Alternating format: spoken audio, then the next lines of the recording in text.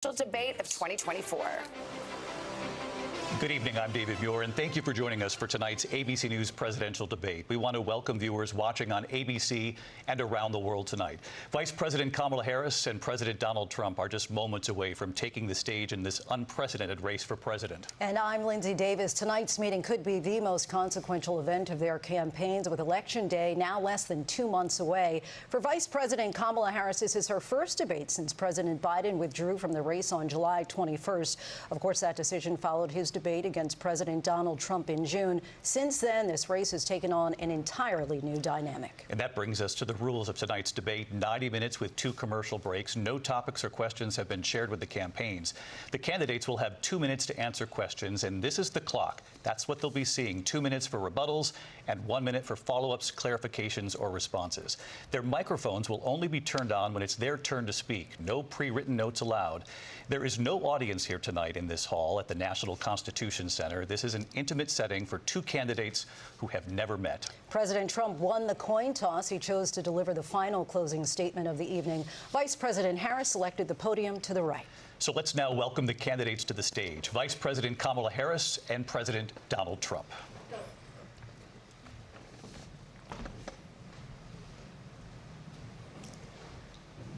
Kamala Harris. Let's have a good debate. Nice to see you. Have fun. Thank you. Welcome to you both. It's wonderful to have you. It's an honor to have you both here tonight. Good evening. We are looking forward to a spirited and thoughtful debate. So let's get started. I want to begin tonight with the issue that voters repeatedly say is their #1 issue, and that is the economy and the cost of living in this country. Vice President Harris, you and President Trump were elected 4 years ago, and your opponent on the stage here tonight often asks his supporters, are you better off than you were 4 years ago?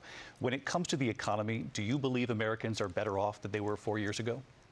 So I was raised as a middle-class kid. And I am actually the only person on this stage who has a plan that is about lifting up the middle class and working people of America. I believe in the ambition, the aspirations, the dreams of the American people. And that is why I imagine and have actually a plan to build what I call an opportunity economy.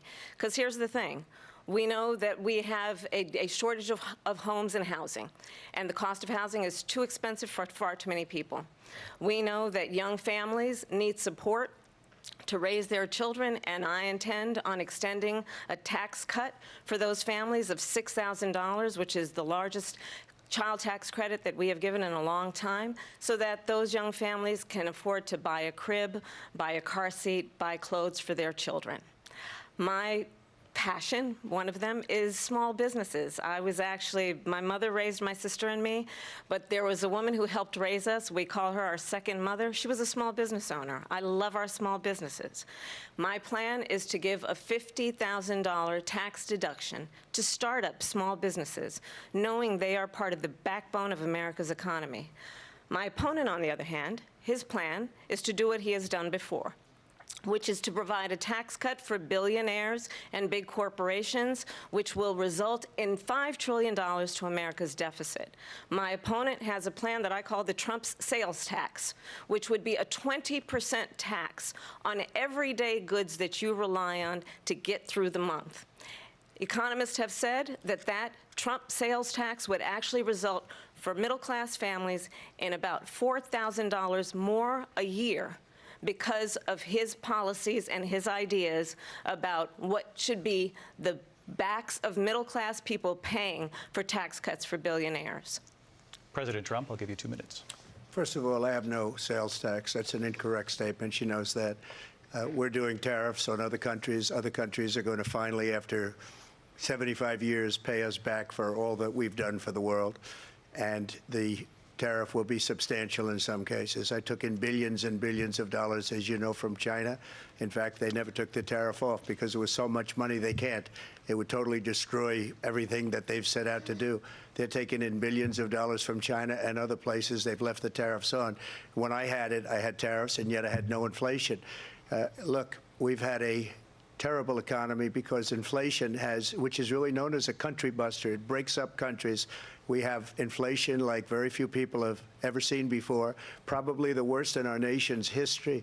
we were at 21%, but that's being generous because many things are 50, 60, 70, and 80% higher than they were just a few years ago. This has been a disaster for people, for the middle class, but for every class. On top of that, we have millions of people pouring into our country from prisons and jails, from mental institutions and insane asylums, and they're coming in and they're taking jobs that are occupied right now by African Americans and Hispanics, and also unions. Unions are going to be affected very soon. And you see what's happening. You see what's happening with towns throughout the United States. You look at Springfield, Ohio. You look at Aurora in Colorado. They are taking over the towns. They're taking over buildings. They're going in violently. These are the people that Xi and Biden led into our country, and they're destroying our country. They're dangerous. They're at the highest level of criminality, and we have to get them out. We have to get them out fast. I created one of the greatest economies in the history of our country. I'll do it again and even better. We are going to get to immigration and border security during this debate, but I would like to let Vice President Harris respond on the economy here. Well, I would love to. Let's talk about what Donald Trump left us. Donald Trump left us the worst unemployment since the Great Depression. Donald Trump left us the worst public health epidemic in a century. Donald Trump left us the worst attack on our democracy since the Civil War. And what we have done is clean up Donald Trump's mess.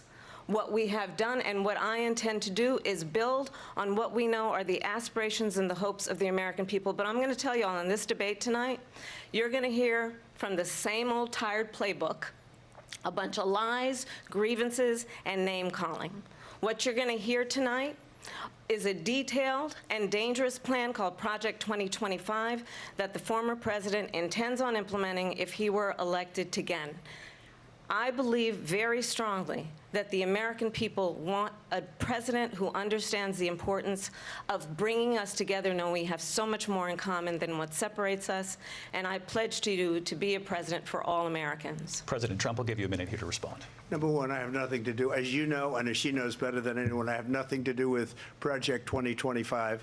That's out there. I haven't read it. I don't want to read it purposely. I'm not going to read it. This was a group of people that got together. They came up with some ideas, I guess some good, some bad, but it makes no difference. I have nothing to do. Everybody knows I'm an open book. Everybody knows what I'm going to do. Cut taxes very substantially and create a great economy like I did before. We had the greatest economy. We got hit with a pandemic, and the pandemic was not since 1917, where 100 million people died, has there been anything like it. We did a phenomenal job with the pandemic. We handed them over a country where the economy and where the stock market was higher than it was before the pandemic came in. Nobody's ever seen anything like it. We made ventilators for the entire world. We got gowns, we got masks, we did things that nobody thought possible. And people give me credit for rebuilding the military. They give me credit for a lot of things, but not enough credit for the great job we did with the pandemic. But the only jobs they got were bounce back jobs. These were jobs bounced back, and it bounced back and it went to their benefit. But I was the one that created them. They know it, and so does everybody else. Vice President Harris, I'll let you respond. So Donald Trump has no plan for you. And when you look at his economic plan, it's all about tax breaks for the richest people.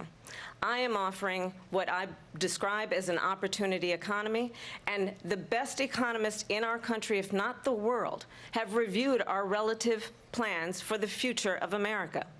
What Goldman Sachs has said is that Donald Trump's plan would make the economy worse. Mine would strengthen the economy. What the Wharton School has said is Donald Trump's plan would actually explode the deficit. 16 Nobel laureates have described his economic plan as something that would increase inflation and by the middle of next year would invite a recession.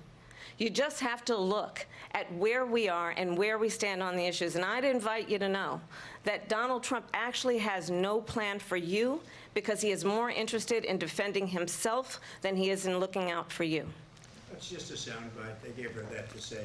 Look, I went to the Wharton School of Finance, and many of those professors, the top professors, think my plan is a brilliant plan. It's a great plan. It's a plan that's going to bring up our worth, our value as a country. It's going to make people want to be able to go and work and create jobs and create a lot of good, solid money for our country. And just to finish off, she doesn't have a plan. She copied Biden's plan, and it's like 4 sentences, like run, spot, run. 4 sentences that are just, oh, we'll try and lower taxes. She doesn't have a plan. Take a look at her plan. She doesn't have a plan. Mr. President, I do want to drill down on something you both brought up.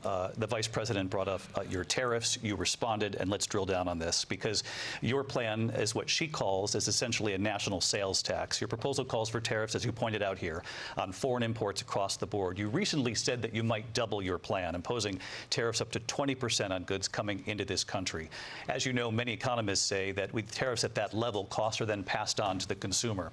Vice President Harris has argued it'll mean higher prices on gas, food, clothing, medication, arguing it costs the typical family nearly $4,000 a year. Do you believe Americans can afford higher prices because of tariffs? They're not going to have higher prices. What's going to have, and who's going to have higher prices, is China and all of the countries that have been ripping us off for years. I was the only president ever. China was paying us hundreds of billions of dollars, and so were other countries.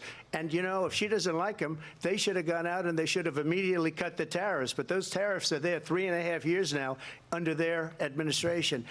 We are going to take in billions of dollars, hundreds of billions of dollars. I had no inflation, virtually no inflation. They had the highest inflation perhaps in the history of our country, because I've never seen a worse period of time. People can't go out and buy cereal or bacon or eggs or anything else.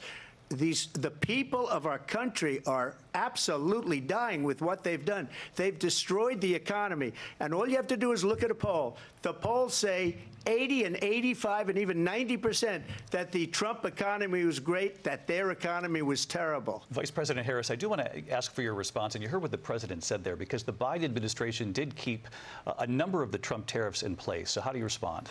Well, let's be clear that the Trump administration resulted in a trade deficit, one of the highest we've ever seen in the history of America.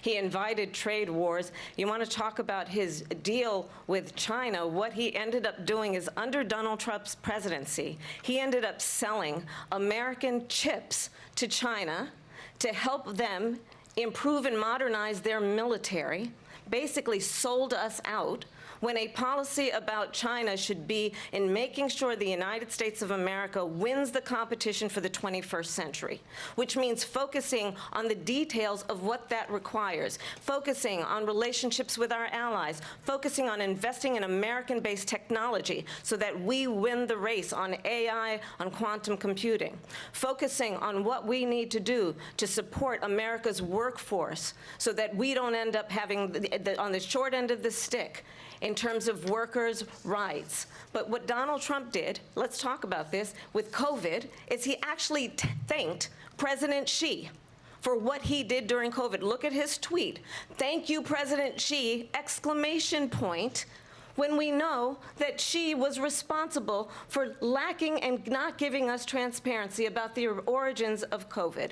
President Trump, I'll let you respond. First of all, they bought their chips from Taiwan. We hardly make chips anymore because of philosophies like they have and policies like they have. I don't say her because she has no policy. Everything that she believed 3 years ago and 4 years ago is out the window. She's going to my philosophy now. In fact, I was going to send her a MAGA hat.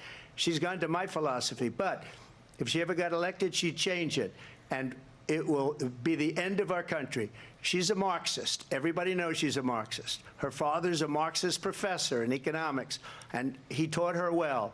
But when you look at what she's done to our country, and when you look at these millions and millions of people that are pouring into our country monthly, where it's, I believe, 21 million people, not the 15 that people say, and I think it's a lot higher than the 21.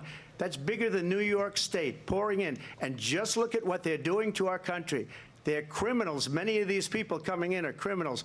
And that's bad for our economy, too. You know, you mentioned before, we'll talk about immigration later. Well, bad immigration is the worst thing that can happen to our economy. They have, and she has, destroyed our country with policy that's insane. Almost policy that you'd say they have to hate our country. President Trump, thank you. Lindsay? I want to turn to the issue of abortion. President Trump, you've often touted that you were able to kill Roe v. Wade. Last year, you said that you were proud to be the most pro-life president in American history. Then last month, you said that your administration would be great for women and their reproductive rights. In your home state of Florida, you surprised many with regard to your 6-week abortion ban because you initially had said that it was too short. And you said, quote, I'm going to be voting that we need more than 6 weeks. But then the very next day, you reversed course and said you would vote to support the 6-week ban. Vice President Harris says that women shouldn't trust you on the issue of abortion because you've changed your position so many times. Therefore, why should they trust you? Well, the reason I'm doing that vote is because the plan is, as you know, the vote is, they have abortion in the 9th month. They even have, and you can look at the governor of West Virginia, the previous governor of West Virginia, not the current governor, who's doing an excellent job, but the governor before, he said the baby will be born and we will decide what to do with the baby. In other words, we'll execute the baby. And that's why I did that, because that predominates, because they're radical. The Democrats are radical in that. And her vice presidential pick, which I think was a horrible pick, by the way, for our country, because he is really out of it. But her vice presidential pick says abortion in the 9th month is absolutely fine. He also says execution after birth. It's execution, no longer abortion, because the baby is born, is okay. And that's not okay with me, hence the vote. But what I did is something for 52 years. They've been trying to get Roe v. Wade into the states. And through the genius and heart and strength of 6 Supreme Court justices, we were able to do that. Now, I believe in the exceptions for rape, incest, and life of the mother. I believe strongly in it. Ronald Reagan did also. 85% of Republicans do. Exceptions. Very important. But we were able to get it, and now states are voting on it. And for the first time, you're going to see, look, this is an issue that's torn our country apart for 52 years. Every legal scholar, every Democrat, every Republican, liberal, conservative, they all wanted this issue to be brought back to the states where the people could vote. And that's what happened. And now, Ohio, the vote was somewhat liberal. Kansas, the vote was somewhat liberal, much more liberal than people would have thought. But each individual state is voting. It's the vote of the people now. It's not tied up in the federal government. I did a great service in doing it. It took courage to do it. And the Supreme Court had great courage in doing it. And I give tremendous credit to those 6 justices. There is no state in this country where it is legal to kill a baby after it's born. Madam Vice President, I want to get your response to President Trump. Well, as I said, you're going to hear a bunch of lies, and that's not actually a surprising fact. Let's understand how we got here. Donald Trump hand-selected 3 members of the United States Supreme Court with the intention that they would undo the protections of Roe v. Wade. And they did exactly as he intended. And now in over 20 states, there are Trump abortion bans, which make it criminal for a doctor or nurse to provide health care. In one state, it provides prison for life. Trump abortion bans that make no exception even for rape and incest, which understand what that means. A survivor of a crime, a violation to their body, does not have the right to make a decision about what happens to their body next. That is immoral. And one does not have to abandon their faith or deeply held beliefs to agree. The government, and Donald Trump certainly, should not be telling a woman what to do with her body. I have talked with women around our country. You want to talk about this is what people wanted? Pregnant women who want to carry a pregnancy to term, suffering from a miscarriage, being denied care in an emergency room because the healthcare providers are afraid they might go to jail, and she's bleeding out in a car in the parking lot. She didn't want that. Her husband didn't want that. A 12 or 13-year-old survivor of incest being forced to carry a pregnancy to term. They don't want that. And I pledge to you, when Congress passes a bill to put back in place the protections of Roe v. Wade. As President of the United States, I will proudly sign it into law. But understand, if Donald Trump were to be reelected, he will sign a national abortion ban. Understand, in his Project 2025, there would be a national abortion, a monitor that would be monitoring your pregnancies, your miscarriages. I think the American people believe that certain freedoms, in particular the freedom to make decisions about one's own body, should not be made by the government. Thank you, Vice President Harris. Well, there she goes again. It's a lie. I'm not signing a ban, and there's no reason to sign a ban because we've gotten what everybody wanted. Democrats, Republicans, and everybody else, and every legal scholar wanted it to be brought back into the states, and the states are voting. And it may take a little time, but for 52 years, this issue has torn our country apart, and they've wanted it back in the states. And I did something that nobody thought was possible. The states are now voting. What she says is an absolute lie. And as far as the abortion ban, no, I'm not in favor of abortion ban, but it doesn't matter because this issue has now been taken over by the states. Would you veto a national abortion ban if it came to your desk? Well, I won't have to because, again, two things. Number one, she said she'll go back to Congress. She'll never get the vote. It's impossible for her to get the vote, especially now with the 50-50, essentially 50-50 in both Senate and the House. She's not going to get the vote. She can't get the vote. She won't even come close to it. So it's just talk. You know what it reminds me of? When they said they're going to get student loans terminated, and it ended up being a total catastrophe. The student loans, and then her, I think probably her boss, if you call him a boss, he spends all his time on the beach. But look, her boss went out and said, we'll do it again. We'll do it a different way. And he went out, got rejected again by the Supreme Court. So all these students got taunted with this whole thing about this whole idea. And how unfair that would have been, part of the reason they lost, to the millions and millions of people that had to pay off their student loans. They didn't get it for free. But they were saying it's the same way that they talked about that they talk about abortion. But if I could just get a yes or no, because your running mate, J.D. Vance, has said that you would veto if it did come to your desk. Well, I didn't discuss it with J.D. in all fairness. J.D., and I don't mind if he has a certain view, but I think he was speaking for me, but I really didn't. Look, we don't have to discuss it because she'd never be able to get it, just like she couldn't get student loans. They couldn't get student loans. They didn't even come close to getting student loans. They taunted young people and a lot of other people that had loans. They can never get this approved. So it doesn't matter what she says about going to Congress. Well, wonderful. Let's go to Congress. Do it. But the fact is that for years they wanted to get it out of Congress and out of the federal government. And we did something that everybody said couldn't be done. And now you have a vote of the people on abortion. Vice President Harris, I want to give you your time to respond. But I do want to ask, would you support any restrictions on a woman's right to an abortion? I absolutely support reinstating the protections of Roe v. Wade. And as you rightly mentioned, nowhere in America is a woman carrying a pregnancy to term and asking for an abortion. That is not happening. It's insulting to the women of America. And understand what has been happening under Donald Trump's abortion bans. Couples who pray and dream of having a family are being denied IVF treatments. What is happening in our country? Working people, working women who are working 1 or 2 jobs, who can barely afford childcare as it is, have to travel to another state to get on a plane sitting next to strangers to go and get the health care she needs. Barely can afford to do it, and what you are putting her through is unconscionable.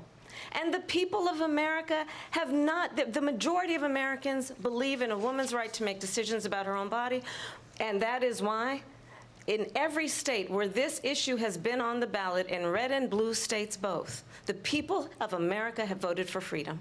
Vice President Harris, Excuse me, I have to respond. Another lie. It's another lie. I have been a leader on IVF, which is fertilization. The IVF, I have been a leader. In fact, when they got a very negative decision on IVF from the Alabama courts, I saw the people of Alabama and the legislature 2 days later voted it in. I've been a leader on it. They know that, and everybody else knows it. I have been a leader on fertilization, IVF. And the other thing, they you should ask, will she allow abortion in the 8th month, 9th month, 7th month? Come on. Okay, would you do that? Why don't you ask her that question? Why don't you answer the question? Would you because veto? under Roe v. Wade, Answer the question, would you veto? you could do abortions in the 7th month, the 8th month, the 9th That's month, not true. and probably after birth. Just look at the governor, former governor of Virginia. The governor of Virginia said, we put the baby aside, and then we determine what we want to do with the baby. President Trump, thank you. We're going to turn now to immigration and border security. We know it's an issue that's important to Republicans, Democrats, voters across the board in this country. Vice President Harris, you were tasked by President Biden with getting to the root causes of migration from Central America. We know that illegal border crossings reached a record high in the Biden administration. This past June, President Biden imposed tough new asylum restrictions. We know the numbers since then have dropped significantly. But my question to you tonight is, why did the administration wait until 6 months before the election to act?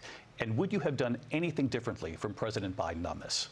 So I'm the only person on this stage who has prosecuted transnational criminal organizations for the trafficking of guns, drugs, and human beings. And let me say that the United States Congress, including some of the most conservative members of the United States Senate, came up with a border security bill which I supported. And that bill would have put 1,500 more border agents on the border to help those folks who are working there right now overtime trying to do their job. It would have allowed us to stem the flow of fentanyl coming into the United States. I know there are so many families watching tonight who have been personally affected by the surge of fentanyl in our country. That bill would have put more resources to allow us to prosecute transnational criminal organizations for trafficking in guns, drugs, and human beings. But you know what happened to that bill? Donald Trump got on the phone, called up some folks in Congress and said, kill the bill. And you know why? Because he'd prefer to run on a problem instead of fixing a problem. And understand, this comes at a time where the people of our country actually need a leader who engages in solutions, who actually addresses the problems at hand. But what we have in the former president is someone who would prefer to run on a problem instead of fixing a problem. And I'll tell you something, he's going to talk about immigration a lot tonight, even when it's not the subject that is being raised. And I'm going to actually do something really unusual, and I'm going to invite you to attend one of Donald Trump's rallies, because it's a really interesting thing to watch. You will see during the course of his rallies, he talks about fictional characters like Hannibal Lecter. He will talk about windmills cause cancer. And what you will also notice is that people start leaving his rallies early out of exhaustion and boredom. And I will tell you, the one thing you will not hear him talk about is you. You will not hear him talk about your needs, your dreams, and your desires. And I'll tell you, I believe you deserve a president who actually puts you first, and I pledge to you that I will. Vice President Harris, thank you. President Trump, on that point, I want to get your response. Well, I would like to respond. Let me just ask, though, why did you try to kill that bill, and successfully so, that would have put thousands of additional agents and officers on the border? First, let me respond as to the Please. rallies. She said people start leaving. People don't go to her rallies. There's no reason to go.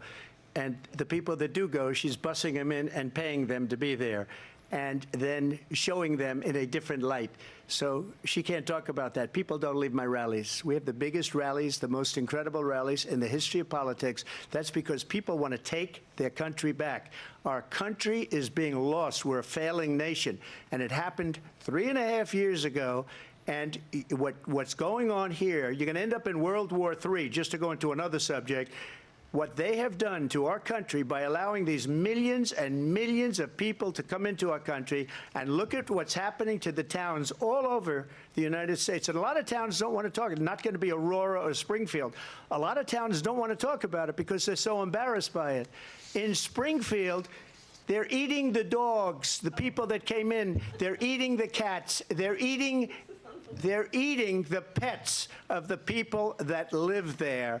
And this is what's happening in our country, and it's a shame. As far as rallies are concerned, as far as the reason they go is they like what I say. They want to bring our country back. They want to make America great again. It's a very simple phrase, make America great again. She's destroying this country, and if she becomes president, this country doesn't have a chance of success. Not only success, we'll end up being Venezuela on steroids.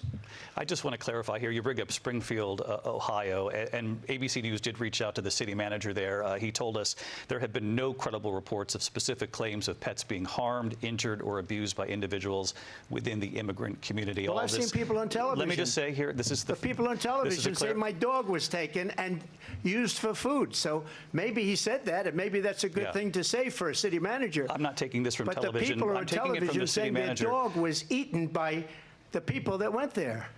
Again, the Springfield city manager says there's no evidence of that. Vice President Harris, I'll let you respond to the rest of what you've heard. You talk about extreme.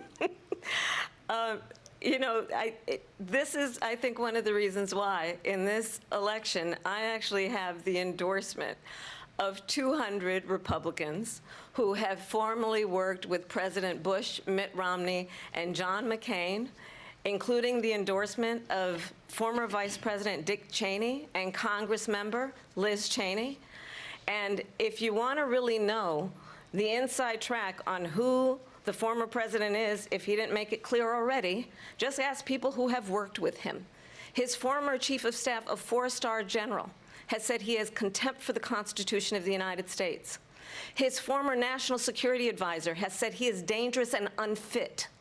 His former Secretary of Defense has said the nation, the republic, would never survive another Trump term.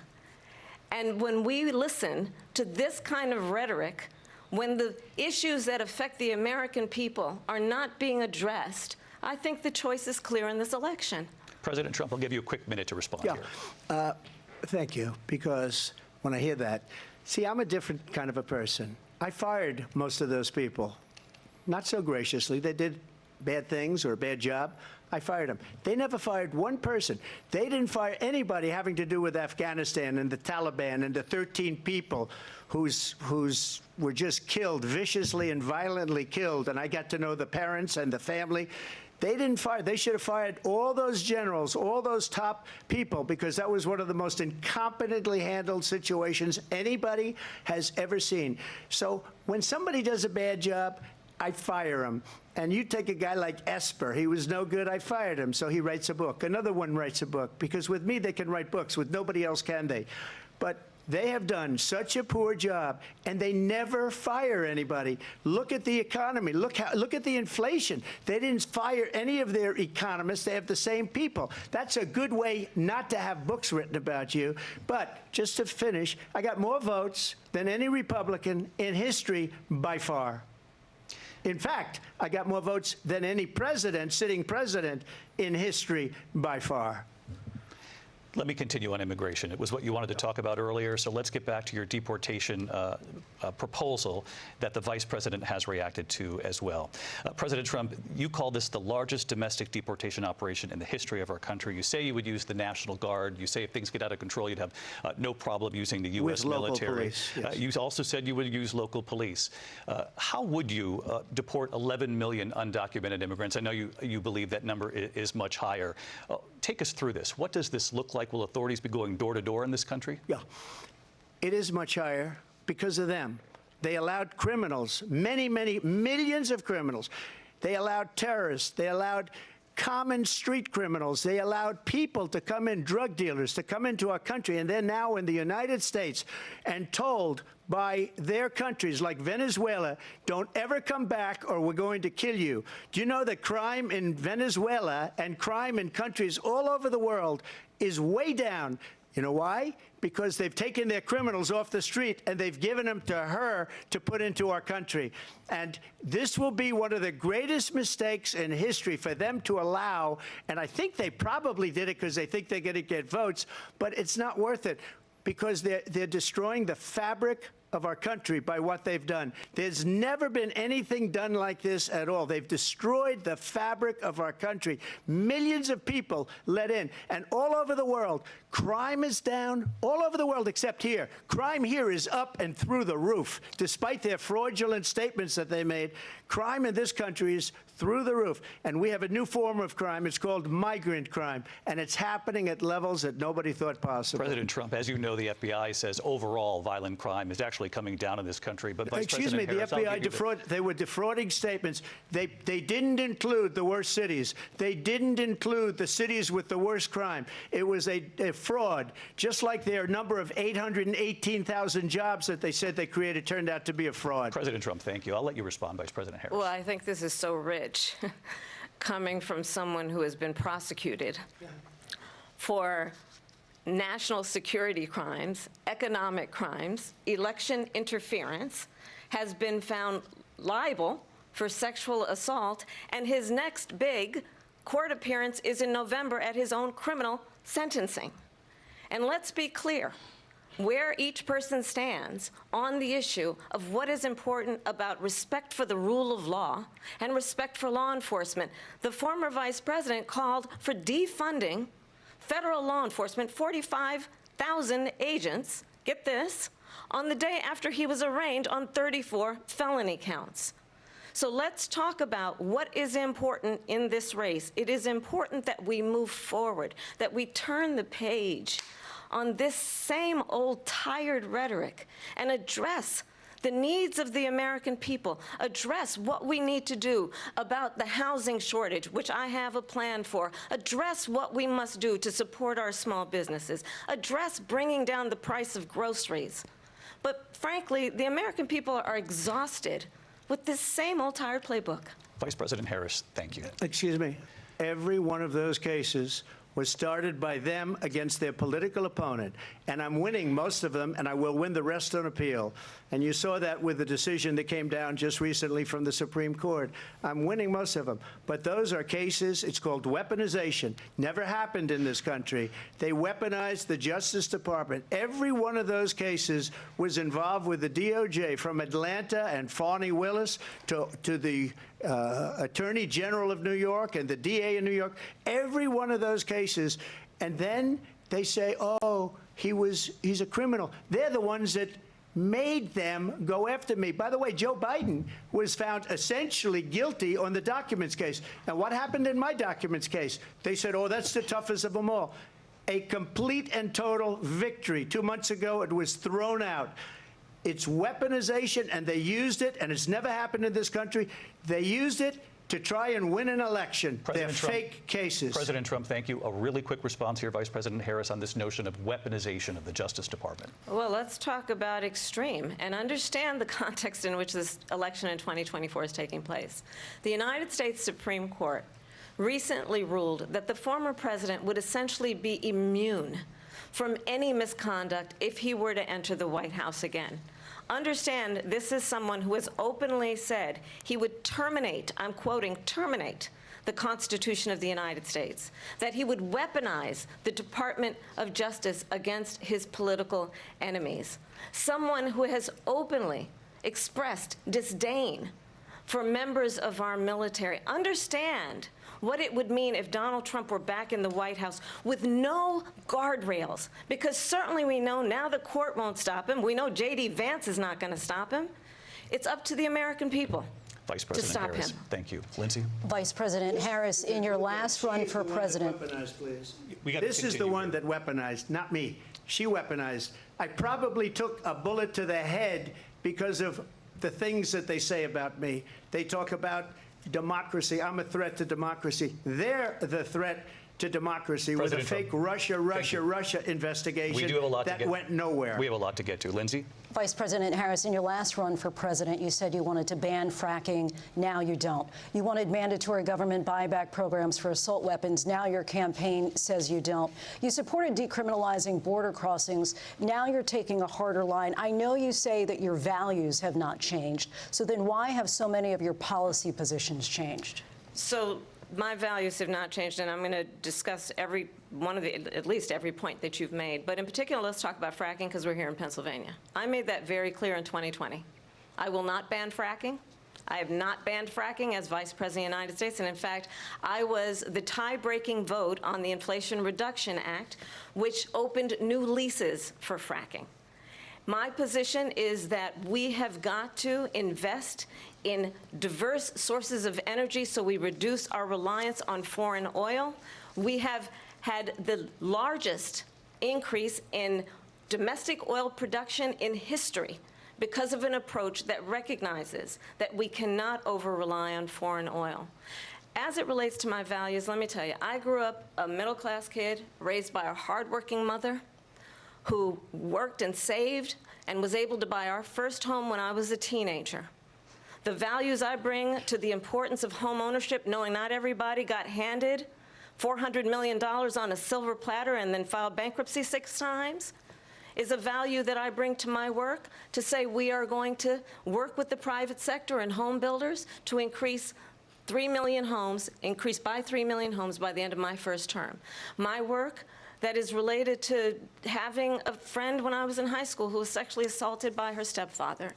And my focus then on protecting women and children from violent crime is based on a value that is deeply grounded in the importance of standing up for those who are most vulnerable. My work that is about protecting Social Security and Medicare is based on long-standing work that I have done, protecting seniors from scams. My values have not changed. And what is important is that there is a president who actually brings values and a perspective that is about lifting people up and not beating people down and name-calling. The true measure of the leader is the leader who actually understands the strength is not in beating people down, it's in lifting people up. I intend to be that president. President Trump, your response? First of all, I wasn't given $400 million. I wish I was. My father was a Brooklyn builder, Brooklyn, Queens, and a great father, and I learned a lot from him. But I was given a fraction of that, a tiny fraction, and I built it into many, many billions of dollars, many, many billions. And when people see it, they are even surprised. So we don't have to talk about that.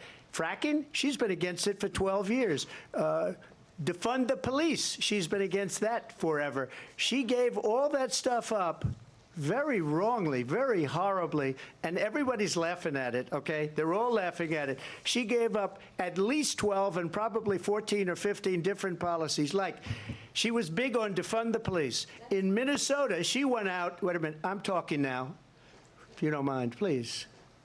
Does that sound familiar? She went out in Minnesota and wanted to let criminals that killed people, that burned down Minneapolis, she went out and raised money to get them out of jail. She did things that nobody would ever think of. Now she wants to do transgender operations on illegal aliens that are in prison. This is a radical left liberal that would do this. She wants to confiscate your guns, and she will never allow fracking in Pennsylvania. If she won the election, fracking in Pennsylvania will end on day one. Just to finish, one thing so important in my opinion. So I got the oil business going like nobody has ever done before. When they took over, they got rid of it, started getting rid of it, and the prices were going up the roof. They immediately let these guys go to where they were. I would have been 5 times, 4 times, 5 times higher, because you're talking about 3.5 years ago.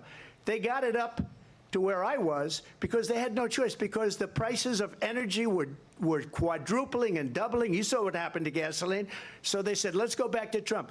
But if she won the election, the day after that election, they'll go back to destroying our country, and oil will be dead, fossil fuel will be dead, we'll go back to windmills, and we'll go back to solar, where they need a whole desert to get some energy to come out of it. You ever see a solar plant? By the way, I'm a big fan of solar, but they take 400, 500 acres of desert President soil. Trump, we have a These lot are of not good issues things that we for the have to get environment, to. as We're she out of time. understands. Thank you.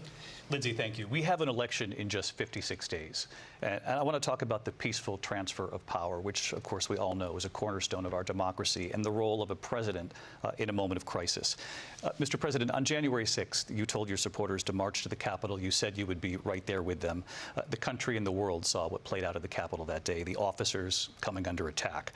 Aides in the West Wing say you watched it unfold on television off the Oval Office. You did send out tweets, but it was more than 2 hours before you sent out that video message telling your supporters to go home. Is there anything you regret about what you did on that day? You just said a thing that isn't covered. Peacefully and patriotically, I said during my speech, not later on. Peacefully and patriotically. And nobody on the other side was killed. Ashley Babbitt was shot by an out-of-control police officer that should have never, ever shot her. It's a disgrace. But we didn't do this group of people that have been treated so badly. I ask, what about all the people that are pouring into our country and killing people that she allowed to pour in? She was the border czar, remember that. She was the border czar. She doesn't want to be called the border czar because she's embarrassed by the border. In fact, she said at the beginning, well, I'm surprised you're not talking about the border yet. That's because she knows what a bad job they've done. What about those people? When are they going to be prosecuted? When are these people from countries all over the world, not just South America? They're coming in from all over the world, David, all over the world. And crime rates are down all over the world because of it. But let me just ask you, David, when are those people going to be prosecuted? When are the people that burned down Minneapolis going to be prosecuted? Or in Seattle? They went into Seattle. They took over a big percentage of the city of Seattle. When are those people going to be prosecuted? But let me just ask you. You might ask her that question. You were the president. You were watching it unfold on television. It's a very simple question as we move forward toward another election. Is there anything you regret about what you did on that day? Yes or no? I had nothing to do with that other than they asked me to make a speech. I showed up for a speech. I said, I think it's going to be big. I went to Nancy Pelosi and the mayor of Washington, D.C., and the mayor put it back in writing, as you know. I said, you know, this is going to be a very big rally or whatever you want to call it. And again, it wasn't done by me. It was done by others. I said, I'd like to give you 10,000 National Guard or soldiers. They rejected me. Nancy Pelosi rejected me. It was just 2 weeks ago. Her daughter has a tape of her saying she is fully responsible for what happened. They want to get rid of that tape. It would have never happened if Nancy Pelosi and the mayor of Washington did their jobs. I wasn't responsible for security. Nancy Pelosi was responsible. She didn't do her job. The question was about you as president, not about former Speaker Pelosi. But I do want Vice President Harris to respond here. I was at the Capitol on January 6th. I was the vice president-elect. I was also an acting senator. I was there. And on that day, the President of the United States incited a violent mob to attack our nation's capital, to desecrate our nation's capital. On that day, 140 law enforcement officers were injured, and some died. And understand, the former president has been indicted and impeached for exactly that reason. But this is not an isolated situation. Let's remember Charlottesville, where there was a mob of people carrying tiki torches, spewing anti-Semitic hate. And what did the president then at the time say? There were fine people on each side.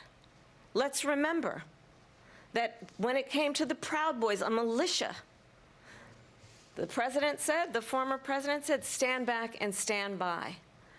So for everyone watching who remembers what January 6th was, I say, we don't have to go back. Let's not go back. We're not going back. It's time to turn the page.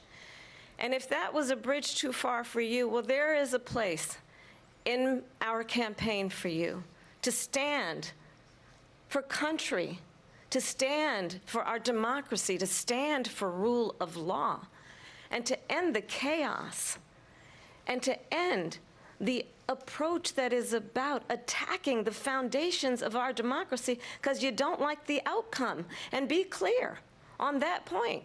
Donald Trump, the candidate, has said in this election there will be a bloodbath if this and the outcome of this election is not to his liking. Let's turn the page on this. Let's not go back. Let's chart a course for the future and not go backwards to the past. Let me just follow up here. It was a different term, and it was a term that related to energy, because they have destroyed our energy business. That was where bloodbath was. Also, on Charlottesville, that story has been, as you would say, debunked.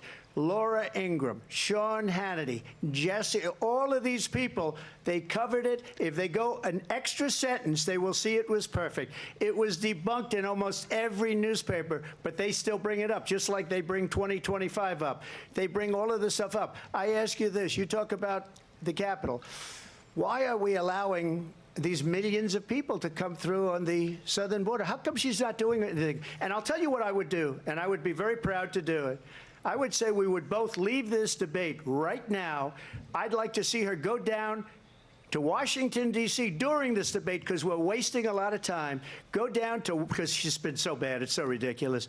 Go down to Washington, D.C., and let her sign a bill to close up the border, because they have the right to do it. They don't need bills. They have the right to do it. The President of the United States, you'll get him out of bed, you'll wake him up at 4 o'clock in the afternoon, you'll say, come on down to the office, let's sign a bill. If he signs a bill that the border is closed, all he has to do is say it to the Border Patrol, who are phenomenal. If they do that, the border is closed. Mr. Those President, people are killing many people, unlike J6. We talked immigration here tonight. I do want to focus on this next issue to both of you, because it really brings us this into focus, truth in these times that we're living in. Mr. President, for 3.5 years after you lost the 2020 election, you repeatedly falsely claimed that you won, many times saying you won in a landslide. In the past couple of weeks leading up to this debate, you have said, quote, you lost by a whisker, that you, quote, didn't quite make it, that you came up a little bit short. I said that? Are you now acknowledging that you lost in 2020? No, I don't acknowledge that at all. But I you said did that say sarcastically. That. You know that. It was said, oh, we lost by a whisker. That was said sarcastically. Look, there's so much proof. All you have to do is look at it. And they should have sent it back to the legislatures for approval. I got almost 75 million votes, the most votes any sitting president has ever gotten. I was told if I got 63, which was what I got in 2016, you can't be beaten. The election, people should never be thinking about an election as fraudulent. We need two things. We need walls, and we have to have it. We have to have borders, and we have to have good elections. Our elections are bad. And a lot of these illegal immigrants coming in, they're trying to get them to vote. They can't even speak English. They don't even know what country they're in practically. And these people are trying to get them to vote. And that's why they're allowing them to come into our country. I did watch all of these pieces of video. I didn't detect the sarcasm, lost by a whisker. We didn't quite make it. And we should just point out here as clarification, and you know this, you and your allies, 60 cases in front of many judges, many of them Republican. No judge looked at it. And said they said we didn't have standing. That's the other thing. They said we didn't have standing, a technicality. Can you imagine a system where a person in an election doesn't have standing? The President of the United States doesn't have standing. That's how we lost. If you look at the facts, and I'd love to have you'll do a special on it. I'll show you Georgia, and I'll show you Wisconsin, and I'll show you Pennsylvania, and I'll show you. We have so many facts and statistics, but you know what? That doesn't matter, because we have to solve the problem that we have right now. That's old news. And the problem that we have right now is we have a nation in decline, and they have put it into decline. We have a nation that is dying, David. Mr. President, thank you. Vice President Harris, you heard the president there tonight. He said he didn't say that he lost by a whisker, so he still believes he did not lose the election that was won by President Biden and yourself. But I do want to ask you about something that's come up in the last couple of days. This was a post from President Trump about this upcoming election just weeks away. He said, when I win, those people who cheated, and then he lists donors, voters, election officials, he says will be prosecuted to the fullest extent of the law, which will include long-term prison sentences. One of your campaign's top lawyers responded saying, we won't let Donald Trump intimidate us. We won't let him suppress the vote. Is that what you believe he's trying to do here? Donald Trump was fired by 81 million people. So let's be clear about that. And clearly he is having a very difficult time processing that. But we cannot afford to have a president of the United States who attempts, as he did in the past, to upend the will of the voters in a free and fair election. And I'm going to tell you that I have traveled the world as Vice President of the United States, and world leaders are laughing at Donald Trump.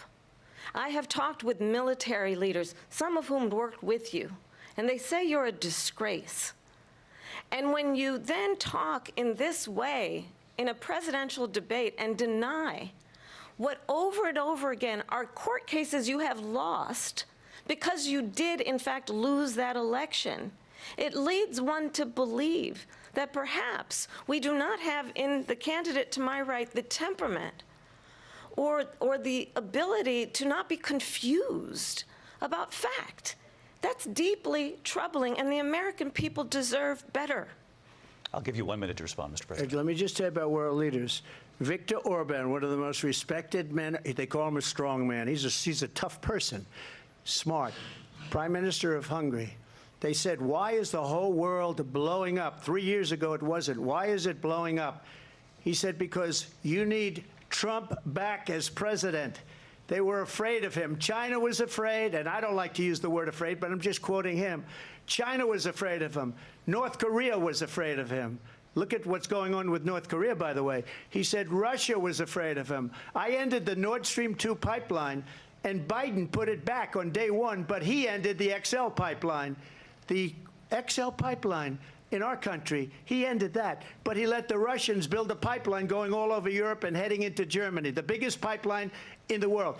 Look, Viktor Orban said it. He said the most respected, most feared person is Donald Trump. We had no problems when Trump was president, but when this weak, pathetic man that you saw at a debate just a few months ago, that if he weren't in that debate, he'd be running instead of her. She got no votes. He got 14 million votes. What you did, you talk about a threat to democracy. He got 14 million votes, and they threw him out of office. And you know what? I'll give you a little secret. He hates her. He can't stand her. But he got 14 million votes. They threw him out. She got 0 votes. And when she ran, she was the first one to leave because she failed. And now she's running. I don't understand it, but I'm okay with it because your time is I think we're going to do very well. We've got a lot more to get to. Turning now to the Israel-Hamas war and the hostages who are still being held, Americans among them. Vice President Harris, in December, you said, quote, Israel has a right to defend itself, but you added, quote, it matters how, saying international humanitarian law must be respected. Israel must do more to protect innocent civilians. You said that 9 months ago. Now an estimated 40,000 Palestinians are dead. Nearly 100 hostages remain. Just last week, Prime Minister Benjamin Netanyahu said there's not a deal in the making. President Biden has not been able to break through the stalemate. How would you do it? Well, let's understand how we got here. On October 7, Hamas, a terrorist organization, slaughtered 1,200 Israelis. Many of them young people who were simply attending a concert. Women were horribly raped. And so absolutely, I said then, I say now, Israel has a right to defend itself. We would. And how it does so matters. Because it is also true, far too many innocent Palestinians have been killed. Children, mothers. What we know is that this war must end. It must end immediately, and the way it will end is we need a ceasefire deal and we need the hostages out. And so we will continue to work around the clock on that. Work around the clock, also understanding that we must chart a course for a two-state solution. And in that solution, there must be security for the Israeli people and Israel, and in equal measure for the Palestinians. But the one thing I will assure you always, I will always give Israel the ability to defend itself, in particular as it relates to Iran and any threat that Iran and its proxies pose to Israel. But we must have a two-state solution where we can rebuild Gaza, where the Palestinians have security, self-determination, and the dignity they so rightly deserve. President Trump, how would you negotiate with Netanyahu and also Hamas in order to get the hostages out and prevent the killing of more innocent civilians in Gaza? If I were president, it would have never started.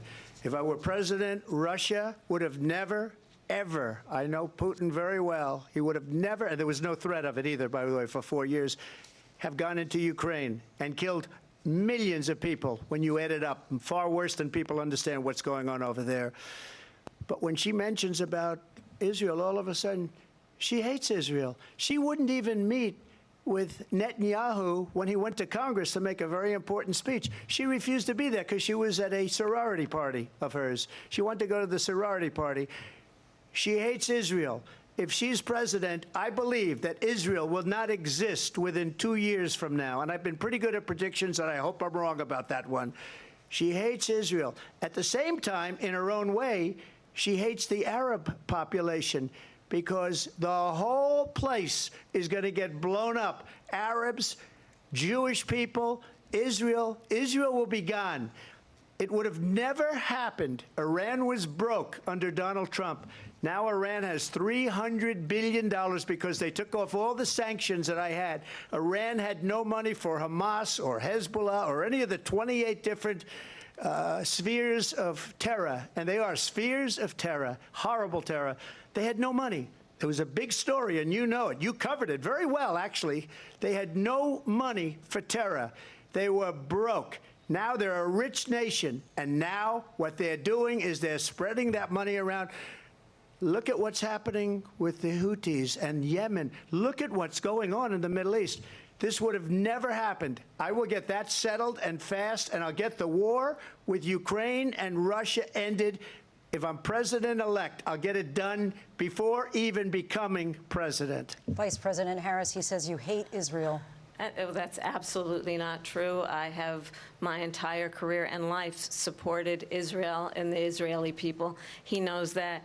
He's trying to, again, divide and distract from the reality, which is it is very well known that Donald Trump is weak and wrong on national security and foreign policy. It is well known that he admires dictators, wants to be a dictator on day one, according to himself. It is well known that he said of Putin that he can do whatever the hell he wants and go into Ukraine. It is well known that he said when Russia went into Ukraine, it was brilliant. It is well known he exchanged love letters with Kim Jong-un. And it is absolutely well known that these dictators and autocrats are rooting for you to be president again because they're so clear. They can manipulate you with flattery and favors. And that is why so many military leaders who you have worked with have told me you are a disgrace.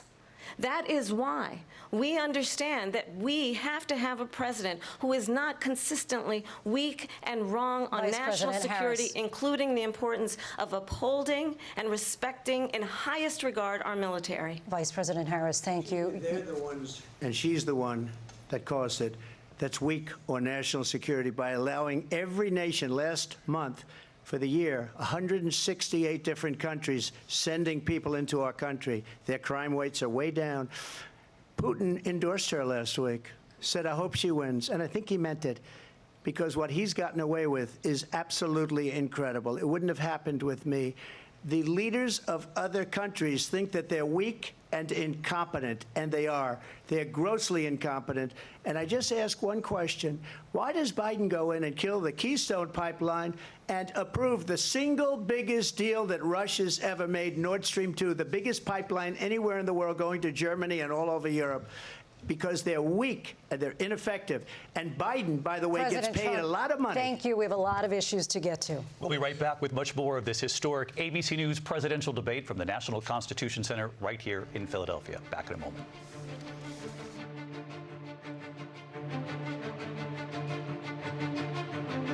The ABC News presidential debate will continue after this. We're back with tonight's debate between Kamala Harris and Donald Trump. When it ends in just a few minutes, join us for an analysis of tonight's key moments. Our team will break down how it could shake up the final sprint to Election Day. For now, though, let's go back to the debate live in Philadelphia. Live from the National Constitution Center in Philadelphia, Pennsylvania. Here again, David Muir and Lindsay Davis.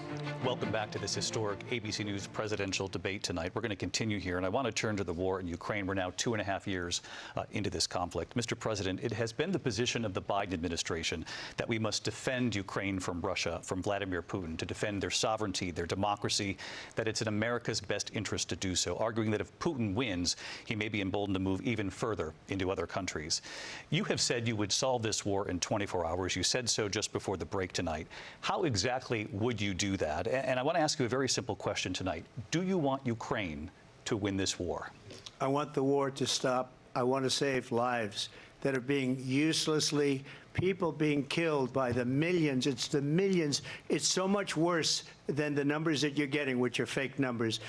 Look, we're in for $250 billion or more because they don't ask Europe, which is a much bigger beneficiary to getting this thing done than we are.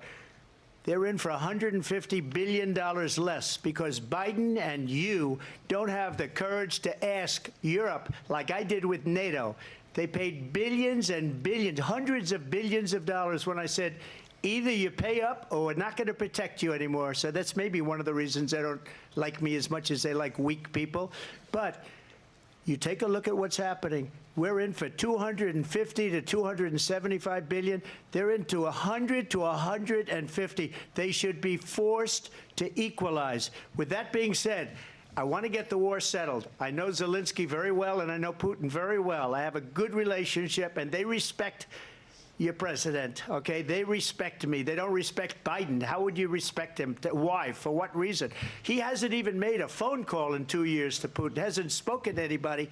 They don't even try and get it. That is a war that's dying to be settled. I will get it settled before I even become president. If I win, when I'm president-elect, and what I'll do is I'll speak to one, I'll speak to the other, I'll get them together. That war would have never happened. And in fact, when I saw Putin after I left, unfortunately left because our country has gone to hell. But after I left, when I saw him building up soldiers, he did it after I left, I said, oh, he must be negotiating. It must be a good, strong point of negotiation. Well, it wasn't, because Biden had no idea how to talk to him. He had no idea how to stop it. And now you have millions of people dead, and it's only getting worse, and it could lead to World War III. Don't kid yourself, David. We're playing with World War III, and we have a president that we don't even know if he's... Where is our president? We don't even know if he's a president. And just to clarify they here... They threw him out of a campaign like a dog. We don't even know. Is he our president? But we have a president, Mr. President, that doesn't know he's alive. Your time is up. Just to clarify in the question, do you believe it's in the U.S. best interest for Ukraine to win this war, yes or no? I think it's the U.S. best interest to get this war finished and just get it done. All right. Negotiate a deal, because we have to stop all of these human lives from being destroyed. I want to take this to Vice President Harris. I want to get your thoughts on support for Ukraine in this moment, but also, as Commander-in-Chief, if elected, how would you deal with Vladimir Putin, and would it be any different from what we're seeing from President Biden? Well, first of all, it's important to remind the former president you're not running against Joe Biden, you're running against me. I believe the reason that Donald Trump says that this war would be over within 24 hours is because he would just give it up. And that's not who we are as Americans. Let's understand what happened here. I actually met with Zelensky a few days before Russia invaded, tried through force to change territorial boundaries, to defy one of the most important international rules and norms, which is the importance of sovereignty and territorial integrity. And I met with President Zelensky. I shared with him American intelligence about how he could defend himself. Days later, I went to NATO's eastern flank, to Poland and Romania. And through the work that I and others did, we brought 50 countries together to support Ukraine in its righteous defense. And because of our support, because of the air defense, the ammunition, the artillery, the javelins, the Abrams tanks that we have provided, Ukraine stands as an independent and free country. If Donald Trump were president, Putin would be sitting in Kyiv right now. And understand what that would mean, because Putin's agenda is not just about Ukraine. Understand why the European allies and our NATO allies are so thankful that you are no longer president, and that we understand the importance of the greatest military alliance the world has ever known, which is NATO, and what we have done to preserve the ability of Zelensky and the Ukrainians to fight for their independence.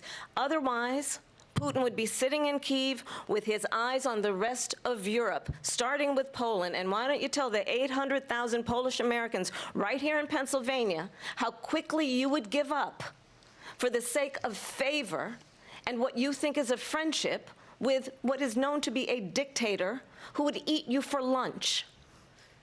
Vice President Harris, thank you. We've heard from both of you on Ukraine tonight. Afghanistan came up in the last hour.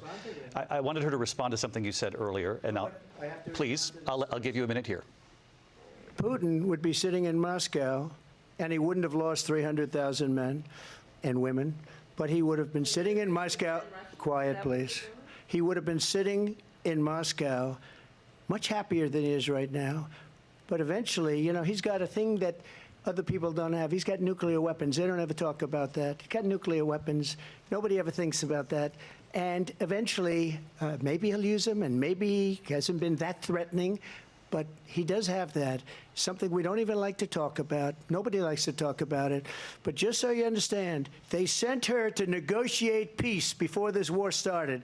3 days later, he went in and he started the war because everything they said was weak and stupid. They said the wrong things. That war should have never started. She was the emissary. They sent her in to negotiate with Zelensky and Putin, and she did. And the war started 3 days later. And that's the kind of talent we have with her. She's worse than Biden. In my opinion, I think he's the worst president in the history of our country. She goes down as the worst vice president in the history of our country. But let me tell you something. She is a horrible negotiator. They sent her in to negotiate. As soon as they left, Putin did the invasion. President Trump, thank you. You did bring up something. You said she went to negotiate with Vladimir Putin. Vice President Harris, have you ever met Vladimir Putin? Can you clarify tonight? Yet again, I said it at the beginning of this debate, you're going to hear a bunch of lies coming from this fellow. And that is another one. When I went to meet with President Zelensky, I've now met with him over 5 times. The reality is it has been about standing as America always should, as a leader upholding international rules and norms, as a leader who shows strength, understanding that the alliances we have around the world are dependent on our ability to look out for our friends and not favor our enemies because you adore strongmen instead of caring about democracy. And that is very much what is at stake here. The President of the United States is commander-in-chief. And the American people have a right to rely on a president who understands the significance of America's role and responsibility in terms of ensuring that there is stability and ensuring we stand up for our principles and not sell them for the benefit of personal flattery. We've talked about Ukraine and Vladimir Putin. I do want to talk about Afghanistan. It came up in the first hour of this debate. I want to move on to Afghanistan. Stoltenberg said Trump did the most amazing thing I've ever seen. He got these countries, the 28 countries at the time, to pay up. He said, I've never seen. He's the head of NATO. He said, I've never seen. For years, we were paying almost all of NATO. We were being ripped off by European nations, both on trade and on NATO. I got them to pay up by saying one of the statements you made before, if you don't pay, we're not going to protect you. President Otherwise, Trump. we would have never gotten it. He said it was one of the most incredible jobs that he's ever seen done. Thank you. I want to turn to Afghanistan. It came up in the first hour of the debate, and we witnessed a poignant moment today on Capitol Hill, honoring the soldiers who died in the chaotic withdrawal from Afghanistan. I do want to ask the Vice President, do you believe you bear any responsibility in the way that withdrawal played out? Well, I will tell you, I agreed with President Biden's decision to pull out of Afghanistan. 4 presidents said they would, and Joe Biden did. And as a result, America's taxpayers are not paying the $300 million a day we were paying for that endless war. And as of today, there is not one member of the United States military who is in active duty in a combat zone in any war zone around the world, the first time this century. But let's understand how we got to where we are. Donald Trump, when he was president, negotiated one of the weakest deals you can imagine. He calls himself a deal maker. Even his national security advisor said it was a weak, terrible deal. And here's how it went down. He bypassed the Afghan government. He negotiated directly with a terrorist organization called the Taliban. The negotiation involved the Taliban getting 5,000 Taliban terrorists released. And get this, and the president at the time invited the Taliban to Camp David, a place of storied significance for us as Americans, a place where we honor the importance of American diplomacy, where we invite and receive respected world leaders. And this former president, as president, invited them to Camp David because he does not, again, appreciate the role and responsibility of the President of the United States to be commander-in-chief with a level of respect. And this gets back to the point of how he has consistently disparaged and demeaned members of our military, fallen soldiers, and the work that we must do to uphold the strength and the respect of the United States of America around the world. Vice President Harris, thank you. President Trump, your response to her saying that you began the negotiations with the Taliban. So if you take a look at that period of time, the Taliban was killing our soldiers, a lot of them, with snipers. And I got involved with the Taliban because the Taliban was doing the killing. That's the fighting force within Afghanistan. They don't bother doing that because, you know, they deal with the wrong people all the time. But I got involved. And Abdul is the head of the Taliban. He is still the head of the Taliban. And I told Abdul, don't do it anymore. You do it anymore, you're going to have problems. And he said, why do you send me a picture of my house? I said, you're going to have to figure that out, Abdul. And for 18 months, we had nobody killed. We did have an agreement negotiated by Mike Pompeo. It was a very good agreement. The reason it was good, it was we were getting out. We would have been out faster than them, but we wouldn't have lost the soldiers. We wouldn't have left many Americans behind, and we wouldn't have left $85 billion worth of brand new, beautiful military equipment behind. And just to finish, they blew it. The agreement said you have to do this, this, this, this, this, and they didn't do it. They didn't do it. The agreement was terminated by us because they didn't do what they were supposed to do. I want to move on. And these people did the worst withdrawal and, in my opinion, the most embarrassing moment in the history of our country. And by the way, that's why Russia attacked Ukraine, because they saw how incompetent she and her boss are. President Trump, thank you. I want to move on now to race and politics in this country. Mr. President, you recently said of Vice President Harris, quote, I didn't know she was black until a number of years ago when she happened to turn black, and now she wants to be known as black. I want to ask a bigger picture question here tonight. Why do you believe it's appropriate to weigh in on the racial identity of your opponent? I don't, and I don't care. I don't care what she is. I don't care. You make a big deal out of something, I couldn't care less.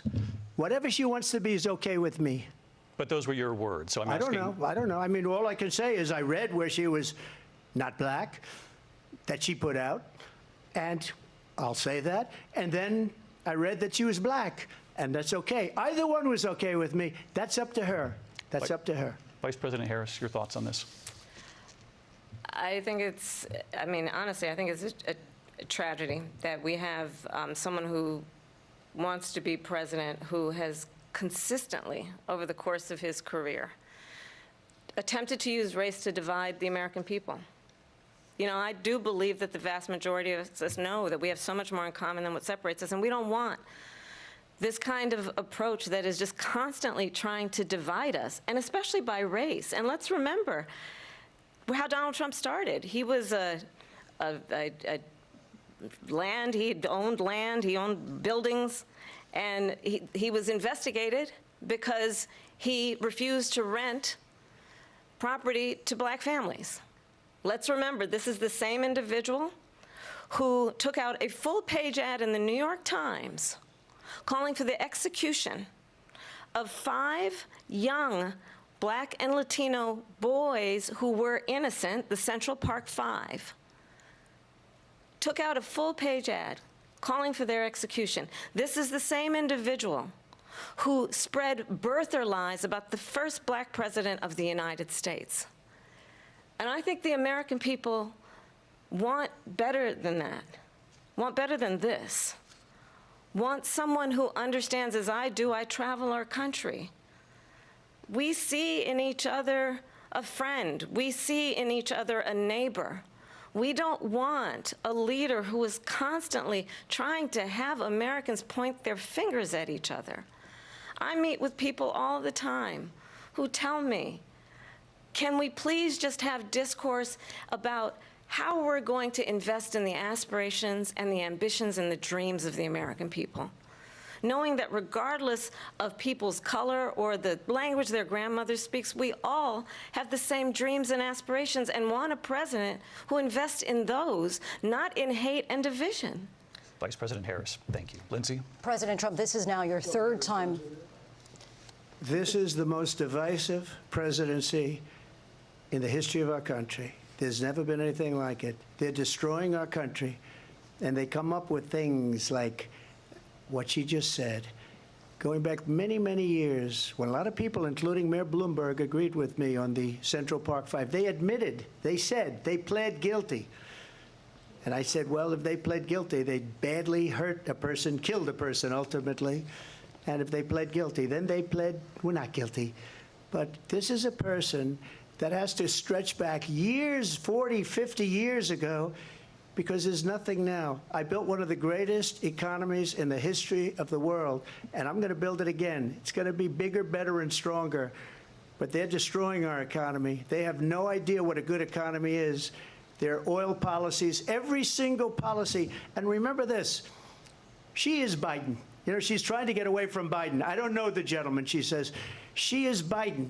The worst inflation we've ever had, a horrible economy because inflation has made it so bad, and she can't get away with that. Thank you. Your time is up, Lindsay. I want to respond to that, though. I want to just respond briefly. Clearly, I am not Joe Biden, and I am certainly not Donald Trump. And what I do offer is a new generation of leadership for our country, one who believes in what is possible, one who brings a sense of optimism about what we can do instead of always disparaging the American people. I believe in what we can do to strengthen our small businesses, which is why I have a plan. Let's talk about our plans and let's compare the plans. I have a plan to give startup businesses $50,000 tax deduction, to pursue their ambitions, their innovation, their ideas, their hard work. I have a plan, $6,000 for young families for the first year of your child's life, to help you in that most critical stage of your child's development. I have a plan that is about allowing people to be able to pursue what has been fleeting in terms of the American dream by offering a help with down payment of $25,000 down payment assistance for first-time home buyers. That's the kind of conversation, I believe, David, that people really want tonight, as opposed to a conversation that is constantly about belittling and name-calling. Let's turn the page Vice President and move Harris, forward. thank you. Let's turn to policy. President Let's Trump, turn we back to have policy. to move on. President Trump, Let's turn to policy, She has please. a plan to defund the police. She has a plan to confiscate everybody's gun. President Trump, she we has do a have to plan move on to to not other allow issues. fracking in Pennsylvania or anywhere else. Okay. Thank you, That's Mr. what her President. plan is until just recently. I just need Lindsay, to go ahead. respond. President because, Trump, no, the President former Trump, president has said no, I'm something sorry. twice that I need to No, respond to. I'm sorry. We're going to move on, Vice President time Harris. to what he President has said Trump, this is multiple now times. your Yes. third time running for president. You have long vowed to repeal and replace the Affordable Care Act, also known as Obamacare. You have failed to accomplish that. You now say you're going to keep Obamacare, quote, unless we can do something much better. Correct. Last month, you said, quote, we're working on it. So tonight, 9 years after you first started running, do you have a plan, and can you tell us what it is? Obamacare was lousy health care, always was. It's not very good today. And what I said, that if we come up with something, and we are working on things, we're going to do it and we're going to replace it. But remember this, I inherited Obamacare because Democrats wouldn't change it. They wouldn't vote for it. They were unanimous. They wouldn't vote to change it. If they would have done that, we would have had a much better plan than Obamacare. But the Democrats came up. They wouldn't vote for it. I had a choice to make when I was president. Do I save it and make it as good as it can be, never going to be great, or do I let it rot? And I felt I had an obligation, even though politically it would have been good to just let it rot and let it go away. I decided, and I told my people, the top people, and they're very good people. I have a lot of good people in that administration. We read about the bad ones. We had some real bad ones, too, and so do they. They have really bad ones. The difference is they don't get rid of them. But let me just explain. I had a choice to make. Do I save it and make it as good as it can be, or do I let it rot? And I saved it. I did the right thing. But it's still never going to be great, and it's too expensive for people. And what we will do is we're looking at different plans. If we can come up with a plan that's going to cost our people, our population, less money and be better health care than Obamacare, then I would absolutely do it. But until then, I'd run it as good as it can be run. So just a yes or no, you still do not have a plan? I have concepts of a plan. I'm not president right now. But if we come up with something, I would only change it if we come up with something that's better and less expensive. And there are concepts and options we have to do that. And you'll be hearing about it in the not-too-distant future. Vice President Harris, in 2017, you supported Bernie Sanders' proposal to do away with private insurance and create a government-run health care system. 2 years later, you proposed a plan that included a private insurance option. What is your plan today? Well, first of all, I absolutely support, and over the last 4 years as vice president, private health care options. But what we need to do is maintain and grow the Affordable Care Act. But I'll get to that, Lindsay. I just need to respond to a previous point that the former president has made. I've made very clear my position on fracking. And then this business about taking everyone's guns away. Tim Walz and I are both gun owners. We're not taking anybody's guns away. So stop with the continuous lying about this stuff. As it relates to the Affordable Care Act, understand, just look at the history to know where people stand. When Donald Trump was president, 60 times he tried to get rid of the Affordable Care Act. 60 times. I was a senator at the time when I will never forget the early morning hours when it was up for a vote in the United States Senate. And the late, great John McCain, who you have disparaged as being, you don't like him, you said, at the time because he got caught. He was an American hero. The late, great John McCain, I will never forget that night, walked onto the Senate floor and said, no, you don't. No, you don't. No, you don't get rid of the Affordable Care Act. You have no plan. And what the Affordable Care Act has done is eliminate the ability of insurance companies to deny people with pre-existing conditions. I don't have to tell the people watching tonight, you remember what that was like? Remember when an insurance company could deny if a child had asthma, if someone was a breast cancer survivor, if a grandparent had diabetes? And thankfully, as I've been vice president, and we, over the last 4 years, have strengthened the Affordable Care Act, we have allowed, for the first time, Medicare to negotiate drug prices on behalf of you, the American people. Donald Trump said he was going to allow Medicare to negotiate drug prices. He never did. We did. And now we have capped the cost of insulin at $35 a month. Since I've been vice president, we have capped the cost of prescription medication for seniors at $2,000 a year. And when I am president, we will do that for all people, understanding that the value I bring to this is that access to health care should be a right and not just a privilege of those who can afford it. And the plan has to be to strengthen the Affordable Care Act, not get rid of it. Vice President Harris, in terms of where Donald Trump stands on that. I want to move to an issue that's important for a lot of... She made a mistake. Number one, John McCain fought Obamacare for 10 years. But it wasn't only him. It were all of the Democrats that kept it going. And you know what? We can do much better than Obamacare, much less money. But she won't improve private insurance for people, private medical insurance. That's another thing she doesn't want to get. People are paying privately for insurance that have worked hard and made money, and they want to have private. She wants everybody to be on government insurance where you wait 6 months for an operation that you need immediately. President Trump, thank you. We have another issue that we'd like to get to that's important for a number of Americans, in particular younger voters, and that's climate change. President Trump, with regard to the environment, you say that we have to have clean air and clean water. Vice President Harris, you call climate change an existential threat. The question to you both tonight is, what would you do to fight climate change? And Vice President Harris, we'll start with you. 1 minute for you each. Well, the former president had said the climate change is a hoax. And what we know is that it is very real. You ask anyone who lives in a state who has experienced these extreme weather occurrences, who now is either being denied home insurance or it's being jacked up. You ask anybody who has been the victim of what that means in terms of losing their home, having nowhere to go. We know that we can actually deal with this issue. The young people of America care deeply about this issue. And I am proud that as Vice President over the last 4 years, we have invested $1 trillion in a clean energy economy, while we have also increased domestic gas production to historic levels. We have created over 800,000 new manufacturing jobs while I have been Vice President.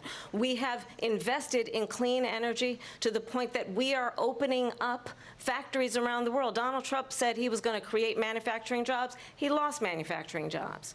And I'm also proud to have the endorsement of the United Auto Workers and Sean Fain, who also know that part of building a clean energy economy includes investing in American-made products, American automobiles. It includes growing what we can do around American manufacturing and opening up auto plants, not closing them like happened under Donald Trump. Vice President Harris, thank you. That didn't happen under Donald Trump. Let me just tell you, they lost 10,000 manufacturing jobs this last month.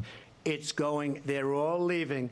They're building big auto plants in Mexico, in many cases owned by China. They're building these massive plants, and they think they're going to sell their cars into the United States because of these people.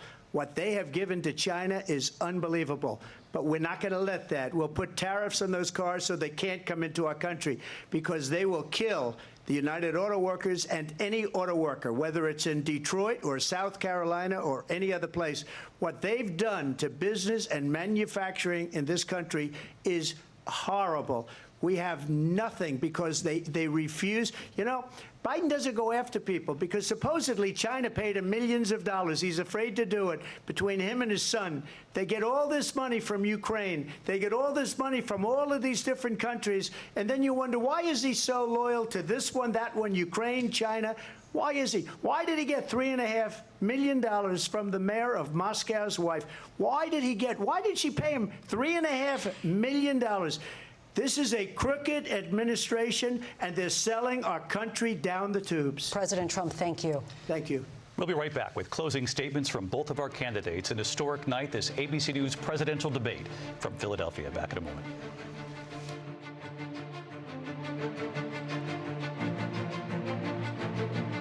The ABC News presidential debate will continue after this.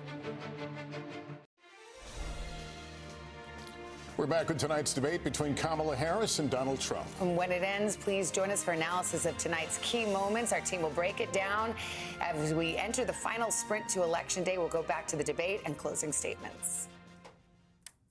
Live from the National Constitution Center in Philadelphia, Pennsylvania.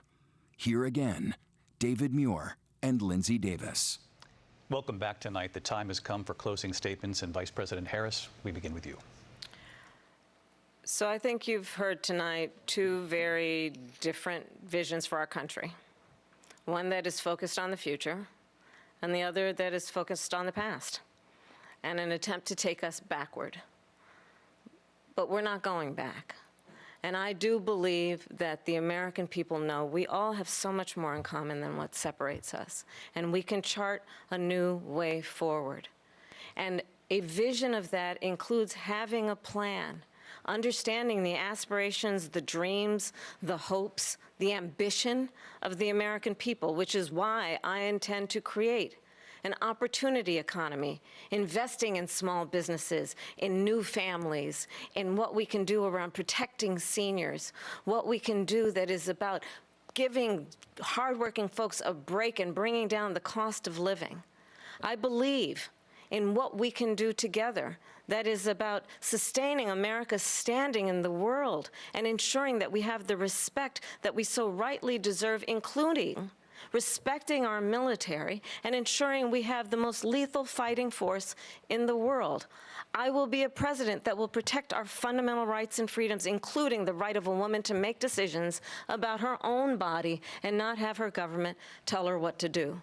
I'll tell you, I started my career as a prosecutor. I was a DA, I was an attorney general, a United States senator, and now vice president. I've only had one client, the people.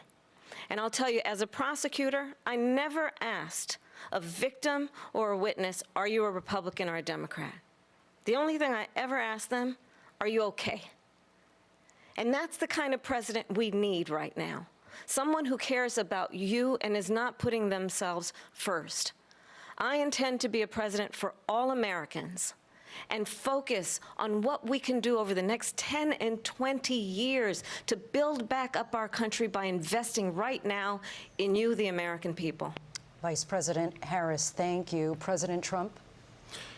So she just started by saying she's going to do this, she's going to do that, she's going to do all these wonderful things. Why hasn't she done it?